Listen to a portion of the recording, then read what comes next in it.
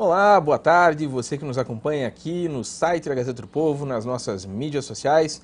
Estamos hoje aqui retomando a série de entrevistas com os pré-candidatos ao governo do Estado, hoje falando aqui com o candidato do PT, o ex-deputado federal, Dr. Rosinha. Antes de mais nada, deputado, obrigado por ter vindo, por ter aceitado nosso convite. Estou sempre à disposição, Rogério. A gente está retomando essa série porque quando a gente fez as entrevistas com os pré-candidatos, o Dr. Rosinha ainda não estava bem com certeza se ia ou se não ia para a disputa, até porque o PT estava esperando uma posição do senador Roberto Requião. Sempre disseram que se o Requião fosse candidato, vocês deveriam apoiá-lo, mas agora tudo indica que o Requião não é candidato. Eu vou começar perguntando justamente por aí.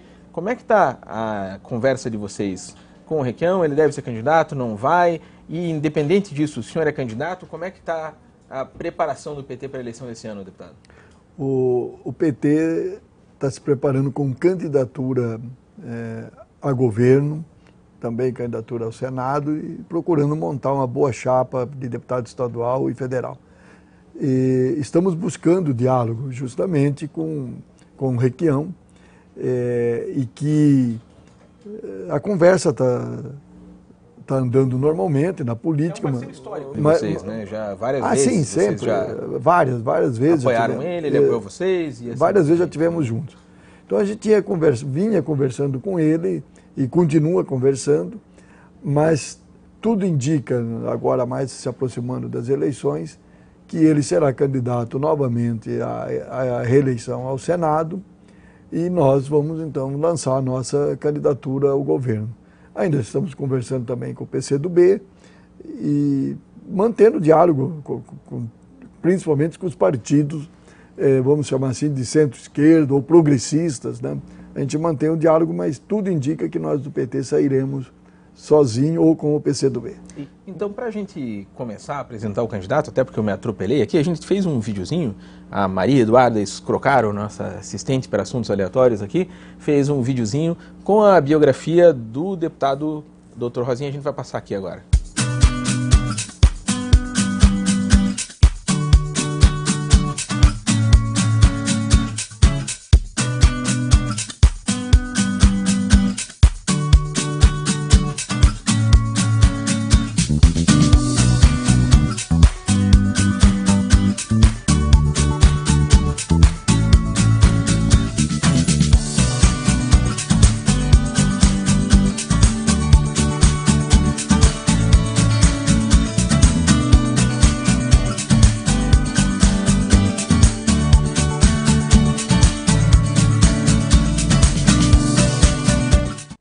Então tá aí a biografia do Dr. Rosinha, deputado estadual, deputado federal e agora candidato ao governo.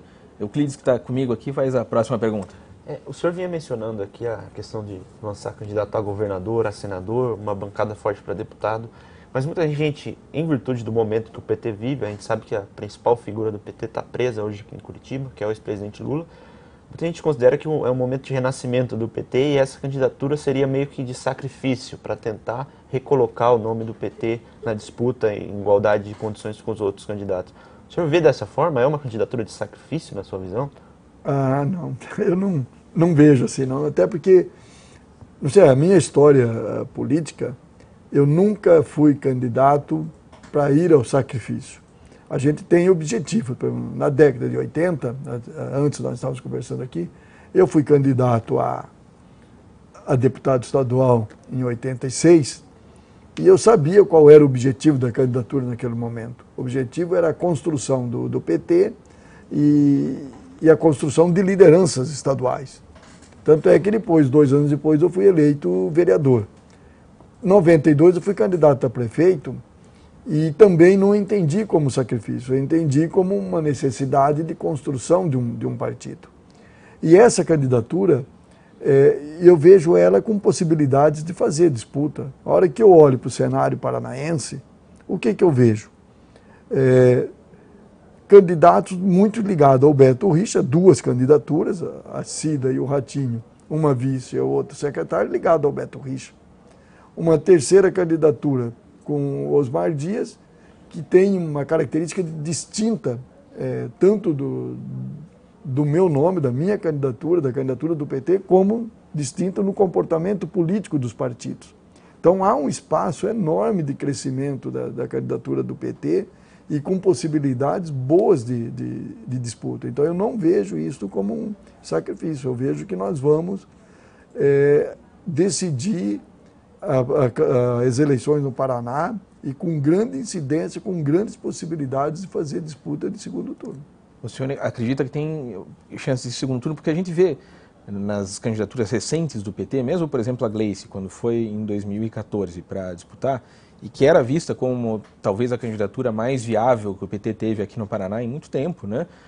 Mesmo ela tendo uma situação de ter sido chefe da Casa Civil, de ter sido eleita senadora com 3 milhões de votos, mesmo assim, na hora de disputar o governo, ela não conseguiu decolar, ficou ali num terceiro lugar distante, né? O senhor acha que com toda essa situação, com o Lula preso, com o Lava Jato, com tudo mais, mesmo assim o senhor acha que pode fazer uma campanha melhor do que aquela de 2014?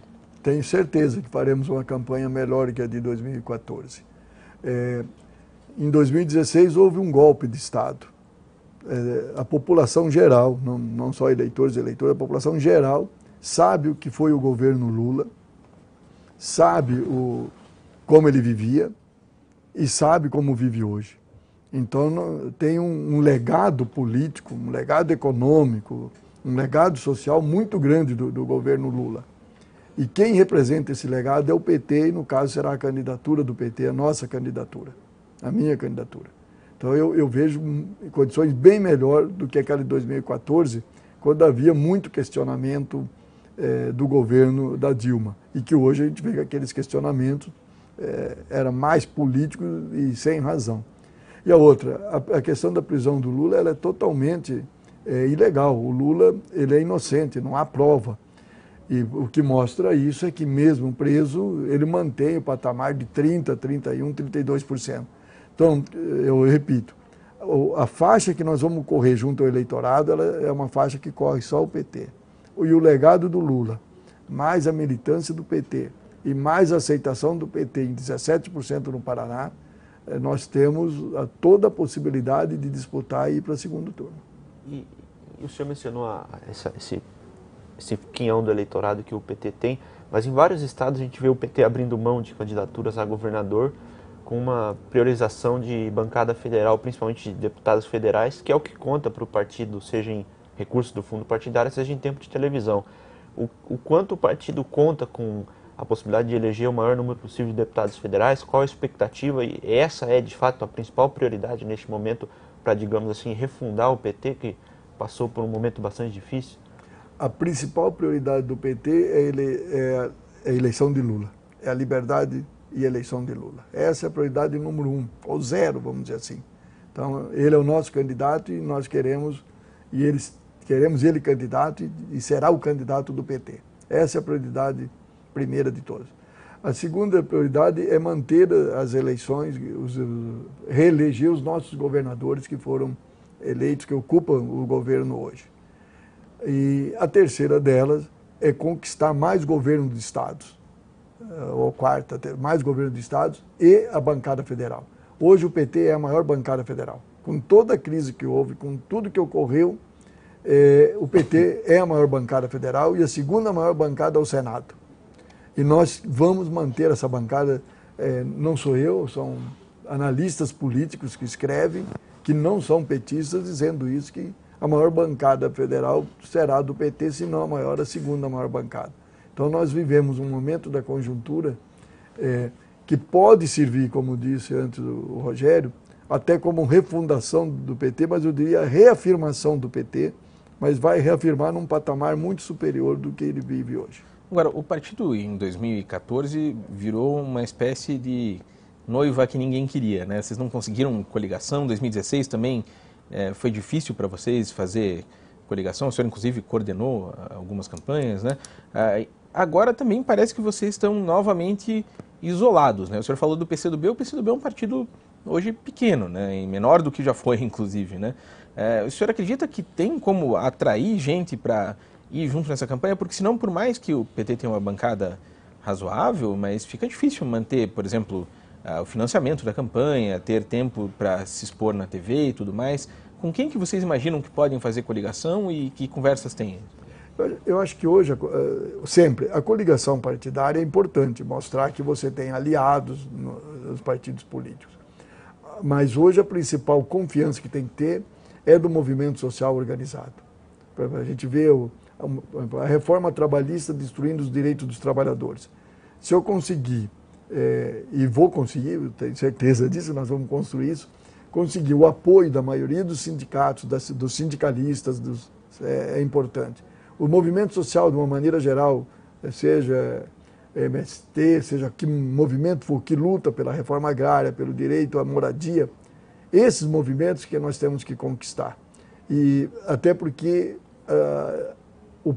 a política do governo federal e a política do governo estadual está deixando fora a maioria da população. Cada dia é roubado o direito. Vai agora baixar o diesel, mas vai tirar da onde o dinheiro? Vai tirar da saúde e da educação. Porque nós temos que mostrar para a população que ele está sendo vítima de um governo.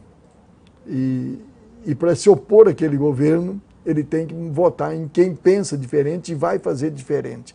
Isso é uma capacidade que eu vou ter que fazer e o PT terá que fazer, de mostrar para a sociedade. Então, a nossa aliança maior, se não der certo com os partidos, é com a sociedade e com o movimento social organizado. E essa aliança com os partidos seria importante também para ter candidatos viáveis ao Senado, etc., né? Sim, claro. O senhor imagina, porque só partido político pode lançar, né? Não tem como lançar um candidato do movimento social, por exemplo, a não ser que esteja filiado. O senhor imagina que teria nomes razoáveis dentro do PT hoje, com capacidade eleitoral para lançar? Quem seriam? Como é que está isso? Para o Senado hoje tem 3 nomes colocados, do Elton Welter, ex-deputado estadual, que mora em Toledo, e é bastante conhecido na região oeste pelo cargo que ocupou. O vereador Carlos Mariucci, que é vereador em Maringá, que é uma região também bastante populosa, e a ex-vice-prefeita daqui, de Curitiba, a Miriam Gonçalves, que são os 3 nomes, e nós do PT decidiremos por um desses 3 nomes para uma vaga do Senado. Esse é um outro debate que estamos fazendo, se nós vamos lançar um só ou duas candidaturas para as 2 vagas. Esse debate será feito até o final de julho, né, onde nós definiremos o número de candidatos, se 1 ou 2, e a maioria das pessoas, a maioria dos militantes do PT, dos dirigentes do PT, defende um nome só. E a questão do financiamento? Financiamento, acho que o PT dessa vez vai conseguir fazer uma campanha mais tranquila e com menos preocupação do que as anteriores.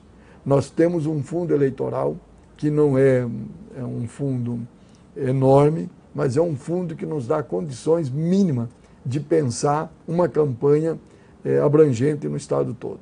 Então, eu estou confiável que o fundo eleitoral para nós servirá de arrancada, e a campanha é mais curta, serão 45 dias. Então, é uma preocupação que nós temos da arrecadação individual de pessoa física. Temos essa preocupação, claro, gostaríamos de ter muita contribuição, mas o início da campanha nós temos ela baseada toda no fundo eleitoral. O senhor que ocupa mandatos eletivos desde 88 como vereador em Curitiba, aí já são vários anos. O senhor concorda com a tese de que o PT sofre uma resistência muito grande aqui no Paraná? Nunca conseguiu eleger o prefeito de Curitiba, nem o governador. Um ponto meio fora da curva foi a eleição da senadora Gleisi Hoffmann em 2010. Por que o senhor acha que há essa resistência e como vencê-la em 2018 agora? O PT já elegeu 2 vezes senadores, a Gleisi e o Flávio Arce, que depois saiu do PT, veio e saiu. Então nós já elegemos 2 vezes. Nunca foi fácil fazer campanha, Euclides, para o PT. Sempre foi muito difícil. Eu sou fundador do PT. A cada campanha nossa tem alguém que inventa determinada coisa, que hoje se chama de fake news, né? Inventa uma notícia falsa, inventa um crime que alguém cometeu que vai se provar depois não comete. Então, desde o início, nossa campanha era difícil. Desde o início, nós somos, às vezes, vítimas. Eu mesmo fui demitido de serviço por ser petista. Então, não é algo fácil para nós do PT fazer campanha. Tivemos já 2 vezes segundo turno das eleições de Curitiba, com o Ângelo Vaione, com grandes possibilidades de ganhar as eleições. Então, já tivemos bom desempenho. 2002, o Padre Roque fez 17% dos votos. Quer dizer, hoje, Eu chegando a 17% para 20%, eu estou disputando o segundo turno com 4 candidaturas fortes. Por isso que eu acho que dá para disputar. Nós chegamos já em 2017, em 2002 a 17%. Então eu sou um candidato a governador otimista. E acho que as dificuldades que o PT tem hoje são menores do que a de 2014 e menores do que nós já enfrentamos na década de 80 na fundação do PT. E agora, como eu disse, nós temos o legado do Lula para mostrar que nós temos competência para governar e fazer a inclusão social e distribuir renda. Falando do Lula, né, a gente está sempre falando aqui com os candidatos que vêm aqui no estúdio, falando sobre os candidatos que eles apoiam para a presidência, né? Vocês têm um problema que é o candidato de vocês estar preso no momento, né, que o Lula está há 2 meses já na superintendência aqui da Polícia Federal. E o PT, por incrível que pareça, insiste, o senhor mesmo falou agora, né, que a tese única é a candidatura do Lula. Vocês realmente não continuam sem pensar num plano B? E vamos supor que o Lula fique preso até o dia da eleição. Como é que funciona? Vocês pensam em lançar a candidatura dele, registrar a candidatura mesmo nessas condições? Como é que fica? Sexta-feira foi lançada a pré-candidatura do Lula lá em Belo Horizonte. E eu estava lá. E antes desse lançamento nós fizemos uma reunião. E nessa reunião, fazendo todas as análises, seja de pesquisas que nós temos acesso, todas elas, demonstra que a nossa estratégia está correta. A variação do nome do Lula, dependendo da pesquisa, nunca foge de dentro da margem de erro dessas pesquisas. E todas elas, ou a maioria delas, vamos dizer assim, para não dizer toda, a maioria delas demonstra que o Lula ganha no primeiro turno. Então nós vamos fazer a inscrição de Lula e vamos fazer a disputa judicial. Quem vai dizer que o Lula não é candidato será a tal da justiça parcial que há no Brasil. Porque desde que foi constituída a ficha limpa, todos os candidatos que se candidataram, como o caso aqui no Paraná mesmo, o prefeito de Porecatu estava preso, foi eleito e está exercendo um mandato. Se o mandato dele é bom ou não, eu não sei dizer porque eu nem acompanho. Mas já todos os que foram eleitos, desde que teve a ficha limpa, nenhum deles deixou de exercer o mandato até o final. Então, há jurisprudência. Espero que os tribunais do Brasil acompanhem a jurisprudência que eles mesmos criaram. Mas o senhor admite e que não inventem coisa nova. O senhor admite que é diferente governar Porecatu e governar o Brasil, né? Até por uma questão de diplomacia, relações internacionais. Como é que você vai explicar fora daqui que o presidente do país está preso, né? É muito fácil de explicar. Fora do país está mais fácil. Fora do país, a imprensa internacional está cobrindo o tempo todo que ele é um perseguido político, seja de que lugar for, as autoridades internacionais reconhecem, muitas delas, que é um preso político. Há manifestações populares em todos os locais. Eu acho que essa não é o nosso problema. O nosso problema se chama Poder Judiciário Brasileiro e Sérgio Moro, né, que julgar os assessores do Beto Richa, ontem ele abriu mão. Agora o do Lula tem que julgar, ele tem que julgar. Mas assim, suponhamos que lá na frente a Justiça Eleitoral ela vai ter que tomar uma decisão e pode vir a dizer o Lula não pode ser candidato. Ele, pela lei da ficha limpa, ele já foi condenado em segunda instância por um órgão colegiado e a candidatura dele automaticamente está barrada. É evidente que o PT deve trabalhar com alguns nomes, digamos assim, na gaveta ali, um plano B. Que nomes são esses? O PT considera que eles têm a viabilidade de receber os votos que o Lula receberia? O PT não tem trabalhado o plano B. Se acontecer esse fato que você está dizendo, Euclides, no momento a gente reúne, a direção nacional do partido se reúne e define um nome. Mas nós não... A gente vê, por exemplo... Nós estamos trabalhando que isso não vai ocorrer. A gente está vendo, por exemplo, as pesquisas mostrando o ex-prefeito de São Paulo, Fernando Haddad, como o nome que é colocado quando o Lula não está, ou às vezes o Jacques Wagner, mas menos, né? Apesar de que eu sei que, inclusive, o senhor já foi um defensor da candidatura do Jacques Wagner, caso o Lula não pudesse, né? O senhor acha que são esses 2 nomes mesmo? Tem muitos nomes dentro do PT, mas nós não estamos trabalhando com nomes nenhum, apesar de termos vários quadros dentro do PT que podem assumir isso.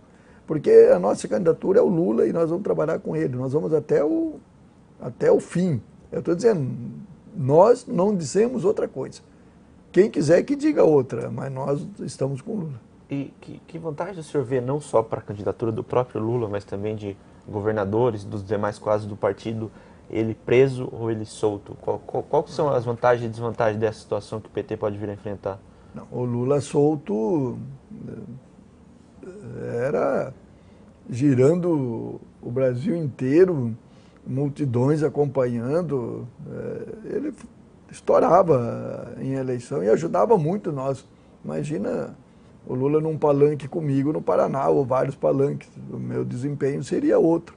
É lógico que deixando ele preso, inibe o Lula, inibe nós, inibe no sentido não político, inibe no sentido de atrair gente, massa, para demonstração de peso político, de confiança, de tudo.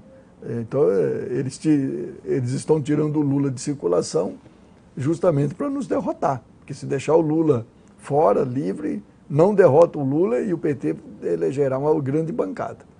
É uma tática deles para nos derrotar. Porque o Lula é inocente, não devia estar preso. O senhor é presidente do PT justamente no estado em que o Lula está preso, né, aqui em Curitiba. O senhor tem feito uma conversa regular com ele? Tem ido visitar ele? Como é que ele fala com ele sobre essa situação? O que ele tem dito? Não tenho feito nenhuma visita para ele. Eu recebi dele esses dias atrás um bilhete, respondi o bilhete. E o que dizia lá agora? O senhor vai ter que contar. E hoje escrevi uma carta para ele, que deve ser entregue amanhã.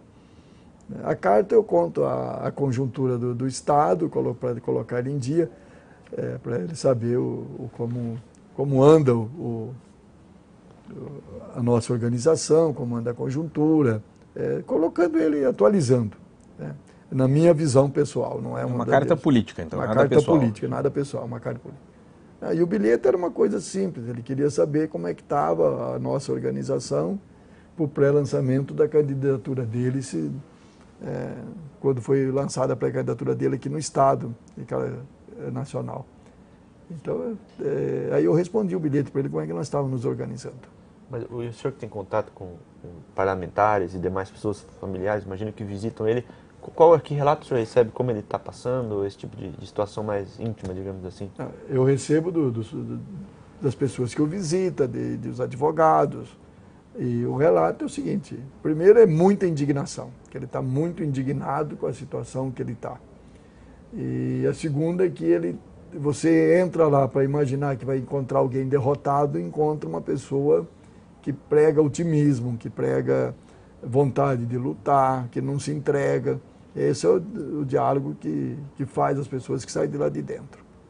Agora, a gente sabe aqui, a gente está fazendo aqui a transmissão ao vivo, e imagino que na nossa transmissão mesmo, em toda vez que a gente fala o nome do Lula, aqui ou em qualquer jornal, já tem muita gente ali que aparece fora PT, volta às Forças Armadas e todo esse tipo de discurso. O PT tem essa capacidade de atrair também um discurso de ódio muito forte, o senhor sabe disso.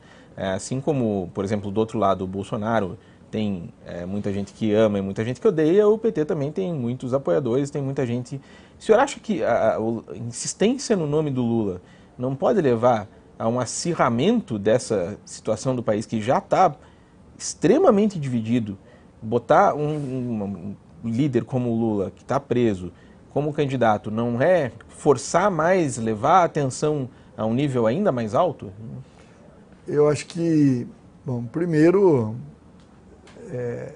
aquelas pessoas que odeiam o PT, eu peço para eles fazer uma análise de consciência, ver o que o ódio constrói. Na minha opinião, o ódio não constrói ninguém. Não constrói nada, nem ninguém, nem nada. Eu, daqui um período, já vou ter 70 anos de idade, eu não lembro de ter odiado alguém na vida, e muito menos por política, por pensar diferente de mim. Nem o Geisel, nem o Costa Silva. Não tem por que ódio, né? Aliás, de algumas pessoas que mandam alguns recados mal educados para mim, ou de ódio, eu tenho pena. Eu tenho pena, compaixão, que é um dos piores sentimentos que eu acho que pode ter de uma pessoa, é ter pena. Então eu peço a essas pessoas, primeiro, que façam uma autoanálise e depois façam uma análise crítica da história. Leia a história. conheça a história do Brasil. A história do Brasil, quem a conhece aprende muito, né? Segundo, dito isso, eu acho que o Lula é o único líder brasileiro capaz de pacificar o Brasil, no sentido de inclusão social, de distribuição de renda, de democratizar o Brasil. Por exemplo, o Bolsonaro, a política dele de pregar que a mulher é inferior, que tem que ganhar menos, que negro, ele desqualifica negro, desqualifica as pessoas LGBT, não, sabe? Esse não é a solução para o Brasil. Não é a solução. A solução é alguém que consegue pacificar. Assim como dizendo que Mas o senhor acha que o Lula pacifica? Pacifica. Porque ele, como a gente estava falando, até a Maria estava passando aqui, que está recolhendo as perguntas, ela falou que muitas das perguntas que os leitores estão fazendo nos comentários ali da nossa entrevista nem dá para usar porque são muito agressivas, ou seja, tem muita gente que acha que o Lula não pacifica nada, pelo contrário, que ele incita, que ele levanta mais o ódio dessas pessoas, né?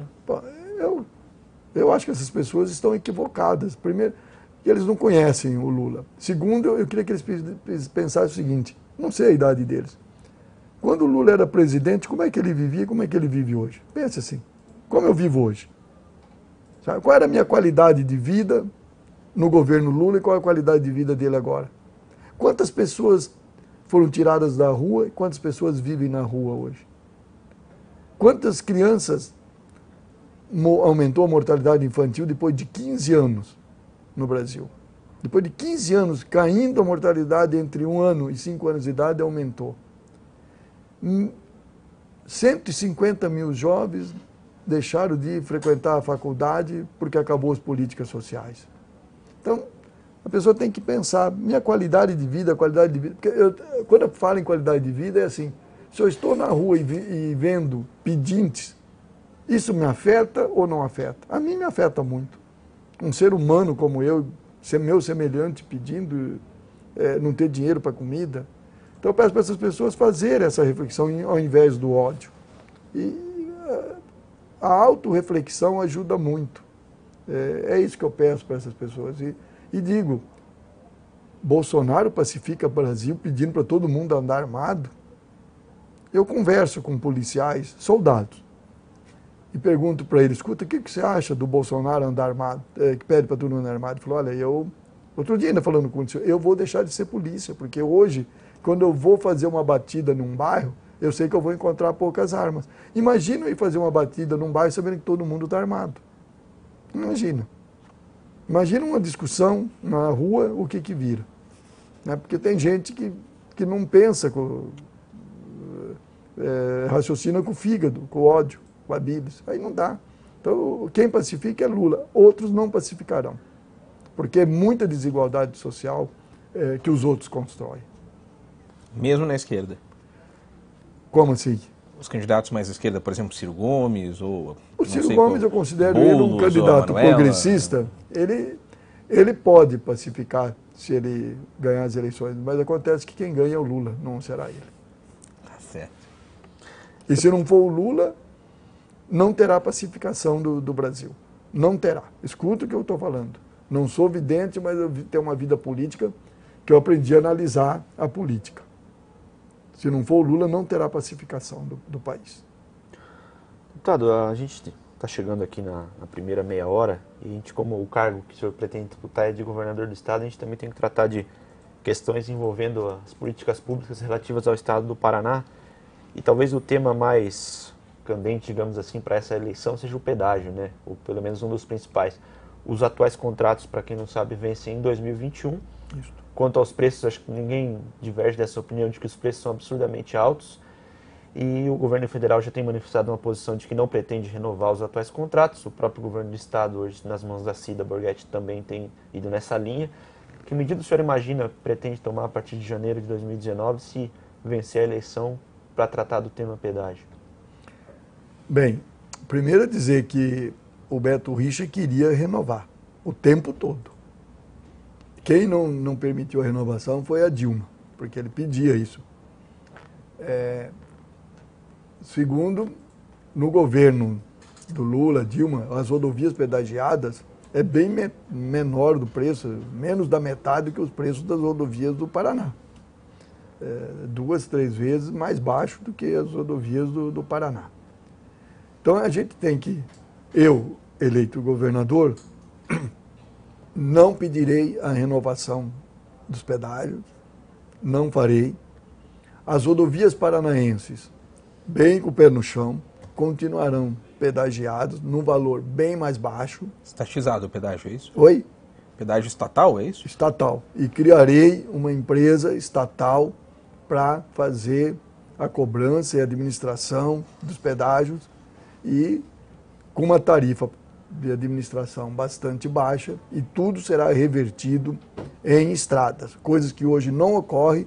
Eu era deputado estadual quando foi aprovado o pedágio no Paraná, votei contra, na época fui contra, questionei a questão do pedágio, mostrando que era uma exploração naquele momento, e está se constatando. Mas a gente sabe que o Caixa do Estado, não só do Paraná, mas de vários outros, passa por dificuldades e há que ser priorizado em determinadas situações. Haveria dinheiro para fazer investimento em saúde, educação e também para cuidar do pedágio? Há dinheiro. Depende muito de ao que você se volta com o Tesouro, com os recursos que você tem na Caixa do Estado. Terminou o governo do Beto Richa e o que fez o Beto Richa para o Paraná? Outro dia, numa entrevista, eu fiz essa pergunta para um jornalista que me entrevistava. Ele ficou calado. Eu diga o que ele fez. Para o Paraná. E onde é que foi parar o dinheiro? Não foi por falta de dinheiro que não fez. Não fez porque ele é incapaz. Não é um bom gestor e ele faz a gestão para os que sempre tiveram dinheiro. Então, há recursos para você ter um bom sistema de saúde, para ter uma escola pública de qualidade. Há como fazer isso, sim. Até só para registrar que a gente falou das perguntas, né? Essa pergunta do pedágio também veio do Matheus Fabrício, que perguntou justamente qual é a sua proposta. Então, só para registrar aqui que também tem perguntas mais pontuais sobre política aqui no Paraná. O senhor falou de saúde, né? Justamente é a sua área, o senhor é formado em medicina. O que o senhor acha que seria a questão número 1 para tratar de saúde pública caso o senhor fosse governador? Qual seria a sua primeira proposta? Bom, nós estamos...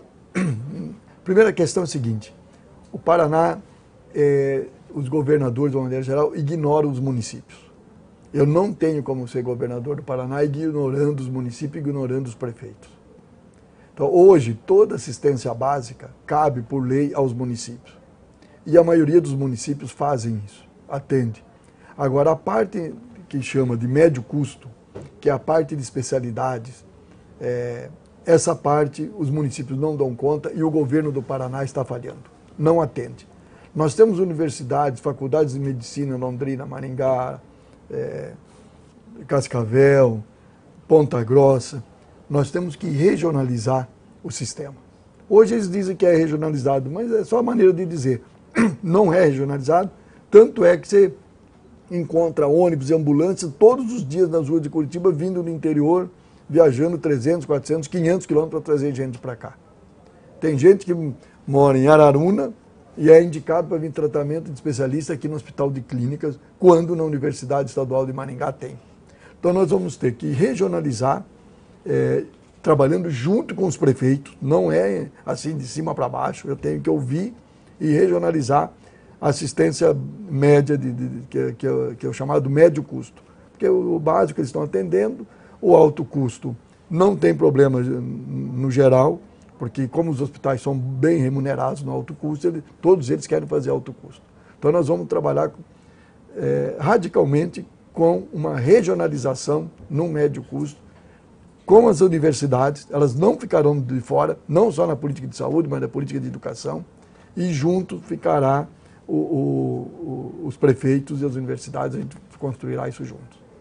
E a gente sabe também que um outro tema que sempre é um dos principais em discussão é a segurança pública. O Paraná hoje vive uma crise de segurança pública, é inegável, há presídios superlotados, presos, alguns até condenados ainda em delegacias, e situações que houve nesse ano de corpos que ficavam aguardando uma viatura do ML durante várias horas, até mais de um dia. Como é que o senhor vê o quadro da segurança pública hoje? O que é preciso fazer para tentar começar a consertar essa área? Bom, segurança pública, assim, geralmente quando se fala de segurança pública, como você já fez, você já fala em cadeias, em presos que estão lá. Bom, eu acho que antes de chegar na cadeia, a gente tem que evitar que se chegue na cadeia. A primeira questão que tem que se colocar é o seguinte: qual é o quadro de funcionários que tem na segurança pública, ou seja, policiais, tanto civis como militares? Hoje tem mais delegacia do que delegados, mais delegacias do que escrivãos. Quer dizer, eu tenho que compor o quadro de funcionário e funcionário qualificado. Isso eu tenho que fazer. E eu tenho que ser bastante rígido. A grande maioria dos policiais é honesta. A grande maioria é séria. Mas existe grupo que é delinquente. Esses grupos têm que ser identificados e afastados da polícia. A gente sabe que isso tem que ser feito. É difícil? Porque é agir na própria corporação, identificando dentro da corporação. Mas isso tem que ser feito. Você tem que trabalhar muito na prevenção da violência. Quer dizer, isso que eu falei, na polícia militar, você está trabalhando na prevenção. Na polícia civil, você está trabalhando ao repor o quadro, você está trabalhando na impunidade, ou seja, identificação. E eu tenho que ter uma polícia técnica, científica, de qualidade. A daqui eu sei que ela é. Mas está faltando aparelhagem, está faltando mais gente. Quer dizer, eu tenho que completar administrativamente, qualitativamente, tecnicamente a polícia, para acabar com a impunidade. Agora, o que eu tenho que fazer é trabalhar também, por exemplo, uma das principais coisas de crime é a questão do narcotráfico, da droga. Eu tenho que identificar traficantes e prendê-los, não tem como. E o usuário de droga eu tenho que tratar como chamado redução de danos, para tirá-los da droga, reduzir os danos e tirá-los da droga, porque eles são vítimas. Então, eu ficaria falando muito tempo, é muita coisa que tem que ser feita, mas acho que isso já dá uma ideia do que eu penso da segurança. Aproveitar aqui um gancho para uma pergunta do Christian Kirian. Mandou justamente, acho que até por o que o senhor falou aquela hora do Bolsonaro, do armamento e tal, ele faz a seguinte pergunta: se o senhor já leu a PEC 287 de 2016 e sobre alterações no Estatuto do Desarmamento e quais são os critérios para se tirar porte de arma? Não sei se o senhor quer comentar, já que o senhor falou sobre a questão do armamento. Não, é que o Estatuto do Desarmamento permite que você tenha porte de arma. Quer dizer, esse discurso de que ele não pode comprar uma arma, pode. Ele tem ele tem que comprar, registrar, fazer curso, ter os exames escolares. Então, sai um pouco caro. É isso que os caras querem acabar. Dificulta um pouco. Dificulta, né? E sai caro. Não é qualquer um que pode comprar. Dificulta. É para comprar e sai caro. O armamento, a munição, por exemplo, tem um tempo de validade, depois você tem que trocar, não sei se é de 1 ano ou 2 anos, tem que trocar a munição, comprar outra, e tem que devolver aquela que não usou. O que eles querem é facilitar. Hoje qualquer cidadã pode ter a arma, desde que obedeça o que está no Estatuto. O que eles querem é facilitar. Só que quando a pessoa pensa assim, bom, eu quero ter arma, ele tem que pensar que não é só ele que vai ter arma. Todos terão arma, porque todos obedecerão a mesma lei, como todo mundo hoje pode ter. Então, ele imaginar que ele vai estar protegido, não vai estar protegido, ele vai estar, aliás, desprotegido, porque em qualquer bate-boca de boteco, ou de esquina, ou de trânsito, pode estar 2 pessoas armadas fazendo um bate-boca, que hoje já é mais raro, pela dificuldade do Estatuto. Passando para a educação aqui, não sei se você ia falar exatamente disso, é que tem 2 leitores que fizeram perguntas relativas à educação. Aqui o Matheus Fabrício pergunta as suas propostas para resolver os problemas das universidades estaduais, você já falou até um pouquinho sobre isso, que anunciaram meses atrás que podiam fechar as portas. E o Lucas Eduardo pergunta de uma maneira mais genérica quais são as suas propostas para a área da educação. Para o Lucas, de uma maneira mais genérica, eu tenho respondido sempre. Primeira coisa é não bater em professor, nem funcionário de escola, nem ninguém. Ou seja, quem faz movimento social não vai apanhar pelo movimento social, vai ser chamado ao diálogo. Sobre as universidades, O que acontece? O governo do Beto Richa, com o discurso do racionamento meramente fiscal, cortou orçamento das universidades, impedindo-as de contratação, de fazer concurso público e mesmo de contratação para substituição. Você, no caso eu, governador, nós vamos retomar todas as autonomias da universidade, elas terão autonomia, como elas sempre devem ter, e está na Constituição isso, a autonomia. E nós vamos, quero até dizer que quem está coordenando a organização do meu programa de governo é a ex-secretária de Ciência e Tecnologia, Lígia Pupato, ela que está coordenando. Então, a nível das universidades estaduais, ela foi reitora da Universidade Estadual de Londrina, conhece a política educacional, ela está coordenando. Então, nós vamos elaborar um belo de um projeto para as universidades, mas de antemão já digo, terão autonomia e terão restabelecido o financiamento delas, sem necessidade de ficar fechando o curso. Sobre o ensino de nível médio, que cabe ao Estado, nós temos que retomar primeiro as políticas de atendimento aos direitos dos servidores públicos que hoje estão acampados, agora no momento, em frente à Assembleia Legislativa do Paraná. Quer dizer, quando um trabalhador não é reconhecido com dignidade para trabalhar, ele tem dificuldade, mesmo por mais sério, mais digno e honesto que seja, pelas dificuldades pessoais, às vezes econômicas, ele tem dificuldade até de trabalhar na sala de aula. Mas nós vamos retomar a hora atividade, vamos retomar todo o processo que existia de direitos dos trabalhadores, e o nosso objetivo é fazer um debate, inclusive com redução de número de alunos por escola, por sala de aula, porque a qualidade passa pela... e informatização geral, mas isso assim resumido, até porque o programa está sendo elaborado e é coordenado pela Lígia Pupato. E o senhor entrou especificamente na questão de funcionalismo agora, e tratou agora há pouco também da questão de contratar PMs, polícia científica, etc. A gente sabe que o caixa do Estado tem um determinado tamanho, há que se respeitar limites de responsabilidade fiscal, com gastos com pessoal, etc. Diante do quadro que se desenhou, os servidores públicos estão desde 2016 sem o reajuste, agora estão pleiteando pelo menos a inflação nos últimos 12 meses, que é de 2,76%. Que conhecimento o senhor tem já do quadro financeiro do Estado? É possível repor o que já foi perdido? Teria que se escalonar ao longo do próximo mandato? O que é possível fazer com relação a informação que eu tenho hoje, que nós estou elaborando o plano de governo, a informação que eu tenho hoje que não precisa reescalonar e é possível colocar, devolver tudo. Todos os direitos dos servidores, o que eu tenho. E eu quero dizer o seguinte, o Beto Richa, ou ele é muito incompetente, que é o que eu acredito, que ele é incompetente, ou ele governou só para os ricos. Então eu creio que são as duas coisas juntas. Porque ele não precisava fazer o que ele fez com os servidores públicos, inclusive tomando o dinheiro da Previdência Social. E a Cida Borghetti, como vice-governadora, foi omissa nisso, ficou em silêncio. Quer dizer, então ela também tem responsabilidade nesse processo. Toda a informação primeira que eu recebo de programa de governo, eu posso atender tudo que estava em lei e que o Beto Richa retirou, sem ter problema nenhum pela lei de responsabilidade fiscal. O senhor falou em previdência, né?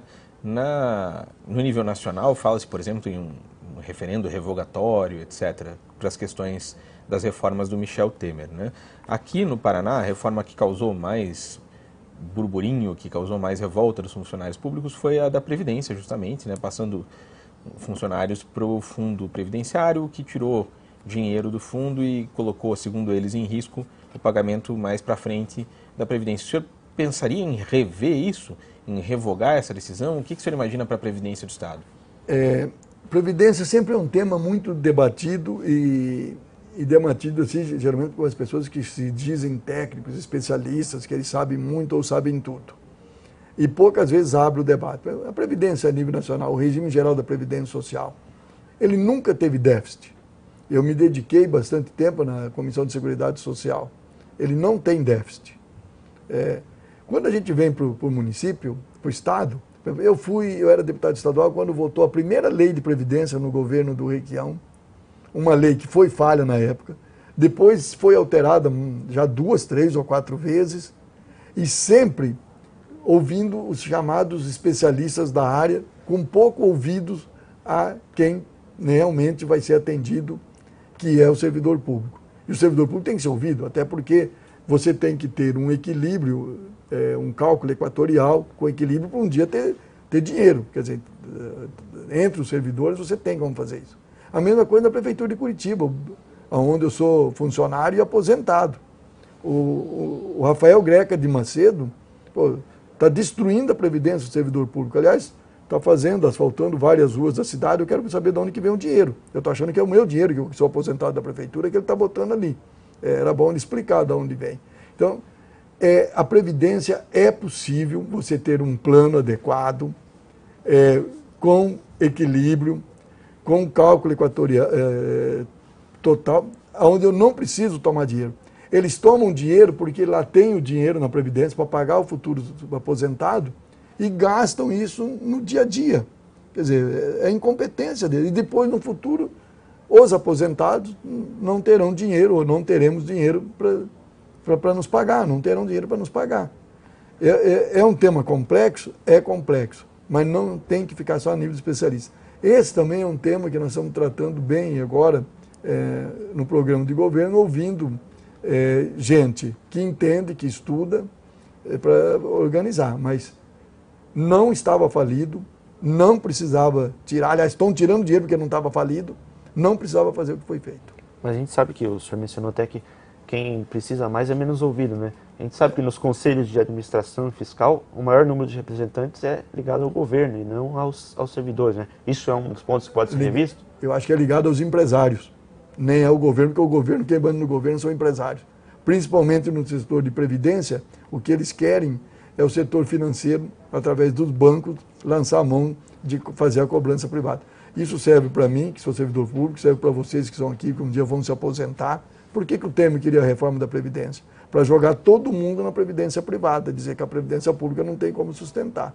Então, todos eles trabalham contra a Previdência privada para jogar para a Previdência, trabalham contra a Previdência pública para jogar para a privada, para que você fique dependente dos fundos financeiros. Isso é mim, e todos os que estão ouvindo agora, ou que vão ouvir lá no futuro, pode ver. Tem que ficar muito atento, não cair fácil nesse discurso da Previdência, porque são os bancos que querem ganhar.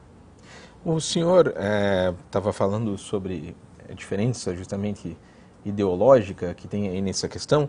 Outra diferença ideológica que tem entre o PT e os outros partidos em geral é sobre privatização, né? Mas aqui no Paraná, todos os candidatos, mesmo os mais à direita, estão falando contra a possível privatização da Ecopel e Sanepar.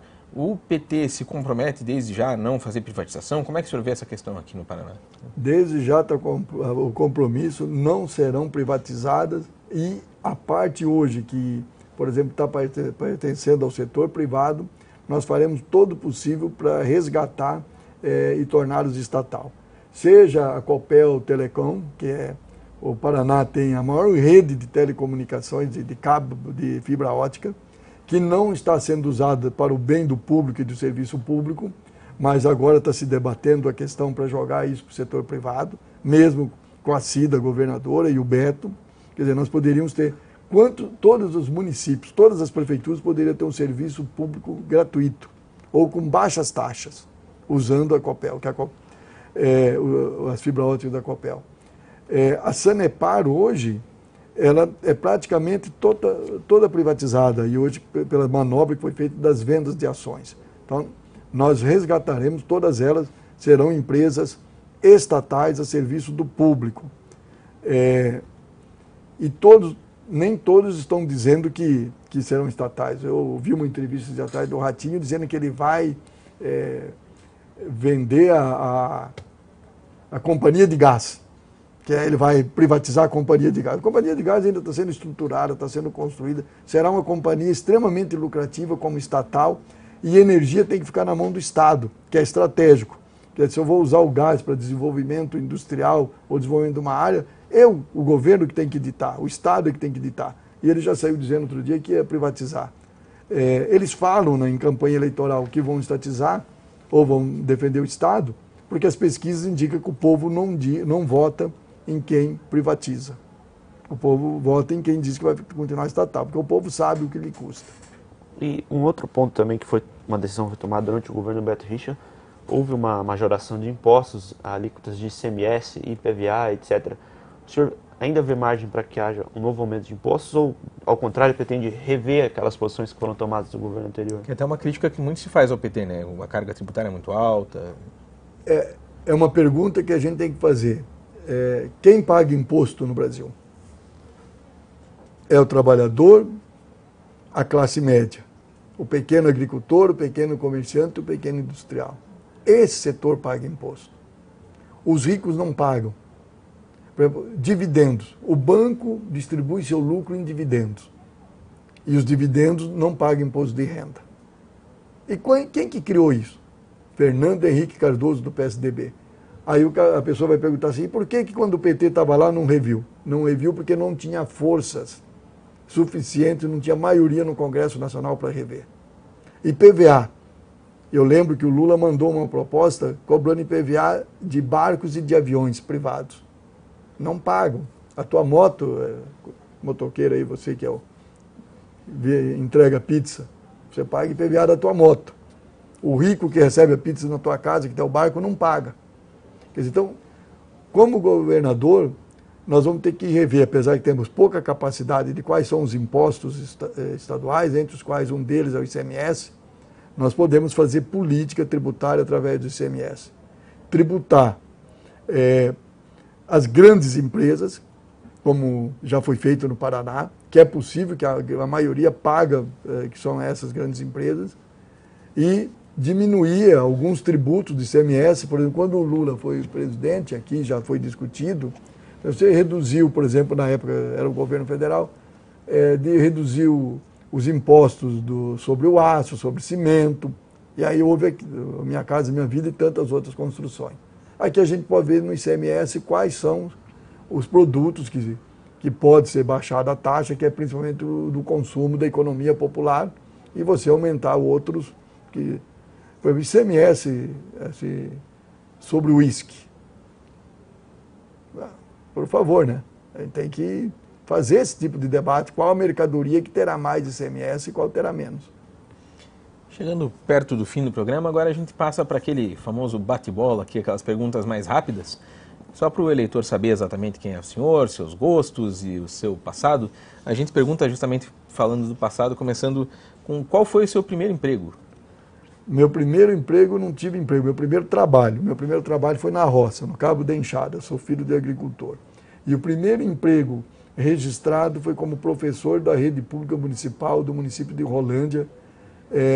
E na época eu nem podia ser professor, porque eu era menor de idade, eu tinha 17 anos de idade, mas era longe da época, a escola era longe da cidade, e ninguém ia até a escola, e como eu era alfabetizado, eu estudava à noite no ginásio, eu era um dos poucos alfabetizados, então eu fui dar aula em caso especial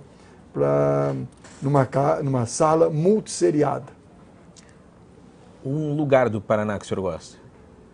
Olha, não é demagogia, não é nada.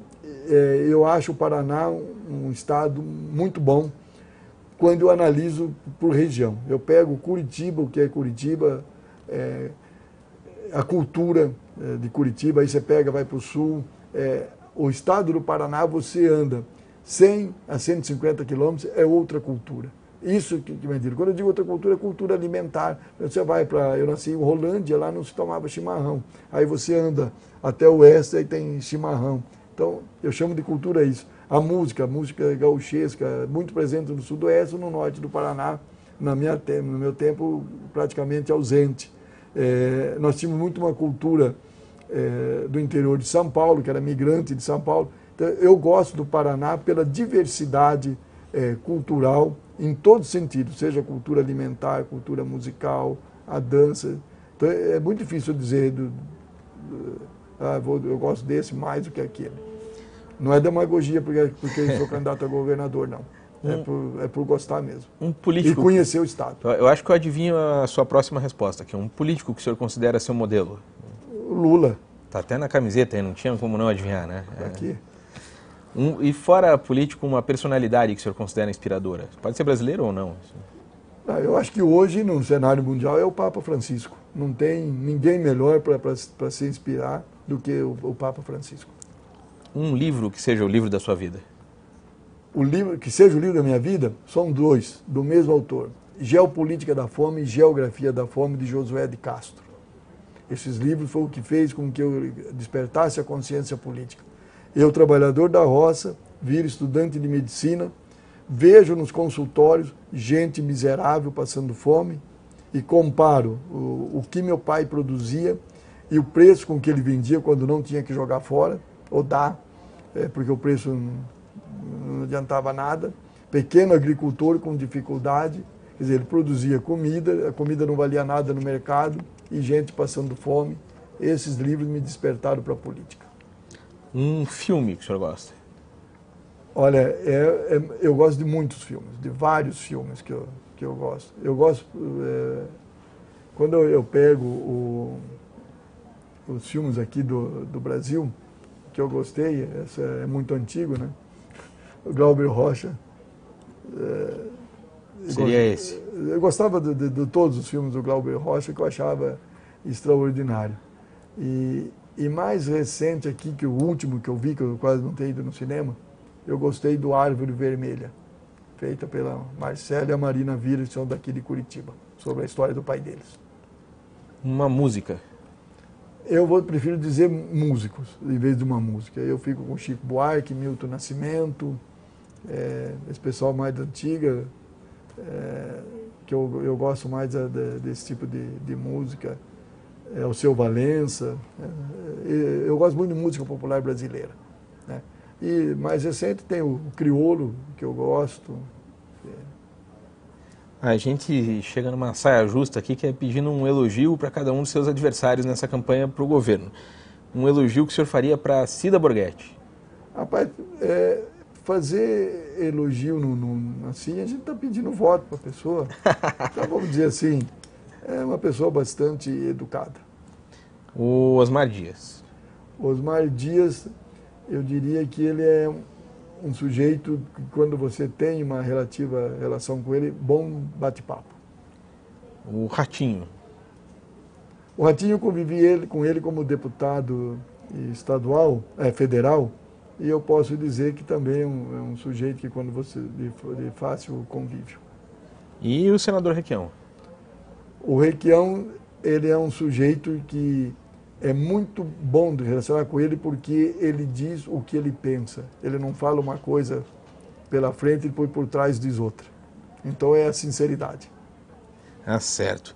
E o senhor agora, a gente está chegando no finalzinho, o senhor pode olhar para a câmera ali e, por um minutinho, dizer para o eleitor que está vendo o senhor por que, afinal, o senhor acha que deve ser governador do Paraná a partir de 2019? Bom, eu acho que quando a gente pede para o voto, tem algumas coisas que a gente não deve dizer que a gente é. Então eu não vou ficar aqui dizendo, vote em mim porque eu sou honesto, ou isso, aquilo. Não. Isso é o eleitor, é cada cidadão que tem que definir esses conceitos, o que ele tem da pessoa. O que eu quero dizer é o seguinte: por que eu peço o voto e para votar em mim? Porque sempre aqui no estado do Paraná, se teve exceção, é muito pouca, é o mesmo grupo social que governa o estado. É a mesma classe social. Porque lá atrás teve agora o Beto Richa, era filho do Zé Richa, aí vinha Ney Braga, Jaime Lerner. A pergunta que eu faço é: que classe social que eles pertencem? Nenhum deles vieram de baixo, nenhum deles tiveram a vida árdua, nenhum deles pisou o barro para ser alguém. Então eu quero dizer para vocês que, ao pedir o voto, você vai ter alguém do seu lado que vai lutar contigo pelos teus direitos. E mais, nós não somos daqueles candidatos que vamos fazer melhor a mesma coisa. Nós vamos fazer diferente do que tudo foi feito. Porque nós viemos de uma outra classe social, pensamos um mundo diferente, olhamos o Estado diferente, e a gente olha que o Estado tem que ser também governado de uma maneira diferente. de maneira diferente, é o seguinte: incluindo o povo, construindo a cidadania, e o principal modelo que eu vejo nisso, para fazer diferente, é o presidente Luiz Inácio Lula da Silva, de quando ele foi presidente. O Brasil era diferente, era melhor, e eu quero o Paraná melhor, e eu sei que eu posso dar isso como governador. Candidato, obrigado pela sua presença aqui. A gente fez questão de chamar o senhor justamente porque naquele momento o senhor não era ainda pré-candidato, não estava tão estabelecido, agora parece que o senhor está definindo seu nome, então a gente vai chamando justamente para isso. A gente vai conversar mais vezes aqui durante a campanha, a gente vai fazer debates, vai falar mais com os candidatos, porque, obviamente, a eleição para o governador, assim como a eleição para a presidência, para o Senado, é muito importante, por isso a gente faz questão de chamar as pessoas aqui para que o eleitor conheça melhor as suas opções, saiba o que está em jogo no dia 7 de outubro. Agradeço o Euclides pela participação, o deputado Rosinha, Rodrigo e a Maria Eduarda pela ajuda aqui na parte técnica também. E a gente volta na próxima semana com mais uma entrevista. Obrigado principalmente a você que nos assiste. Até!